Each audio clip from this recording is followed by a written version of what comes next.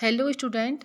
इस वीडियो में मैं आपको बीएड फर्स्ट ईयर के फोर्थ पेपर भाषा और पाठ्यक्रम का एक महत्वपूर्ण टॉपिक सैसुर वाचन पढ़ाने जा रही हूँ।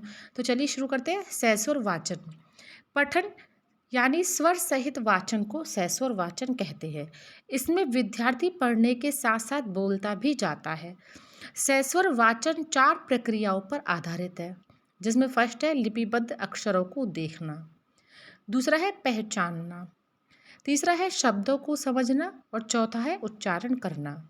अब आगे देखते हैं हम सैसुर वाचन के भेद। सैसुर वाचन के 2 भेद हैं, जिसमें पहला है व्यक्तिगत वाचन। यह अध्यापक द्वारा भी हो सकता है, जिसे आदर्श पाठ कहा जाता है, और यह विद्यार्थी द्वारा भी होता है, जिसे अनुकरण पाठ कहा जाता है। जोर जोर से बोलकर पढ़ना सैसुर पठन कहलाता है। अब दूसरा है इसमें संवेद वाचन। संवेद वाचन वह है जिसमें 2 या 2 से अधिक छात्र एक साथ जोर जोर से पढ़ते हैं।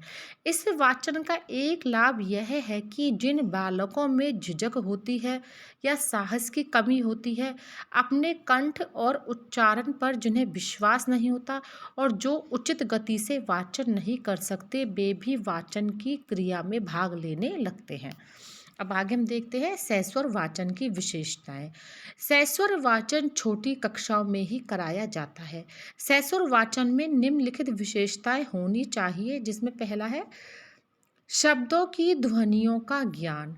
यह वाचन का बड़ा महत्वपूर्ण अंग है। अभी तक केवल इसी के आधार पर ही यह निर्णय लिया जाता था कि बालक वाचन क्रिया में कहाँ तक निपुण है, परंतु केवल इसी आधार पर हम वाचन संबंधी पूरी जानकारी प्राप्त नहीं कर सकते। और दूसरी विशेषता है शब्दों का अर्थ। जहाँ बालकों के लिए यह आवश्यक है कि वे शब्दों का ठीक ठीक उच्चारण जाने, वहाँ यह भी आवश्यक है कि शब्दों को पढ़ाते समय उन्हें अर्थ की प्रतीति भी होती जाए, यानी वो शब्दों के साथ साथ उनके मतलब को भी समझते जाएं। जब तक बालक ठीक ठीक रूप से अर्थों को ग्रहण नहीं करेंगे, तब तक वे पाठ में रुचि नहीं लेंगे। तीसरा है वाचन का ढंग। वाचन के संबंध में यह प्रश्न किया गया था कि क्या बालकों ने मनोरंजक ढंग से पढ़ा है। मनोरंजकता से हमारा तात्पर्य है कि बालक के वाचन में विविधता होनी चाहिए, जहाँ वीरता से युक्त उक्तियाँ, करुण रस से ओतप्रोत स्थल तथा साधारण वर्णनात्मक पाठ, इन सब के वाचन में कुछ न कुछ अंतर अवश्य होना चाहिए या अंतर अवश्य ही होता है। चौथा है विराम चिन्ह। किसी भाषा के वाचन में विराम चिन्हों का बड़ा महत्व है। वे प्रकट करते हैं कि वाचन के समय बालकों को कहाँ कहाँ पर विराम लेना है।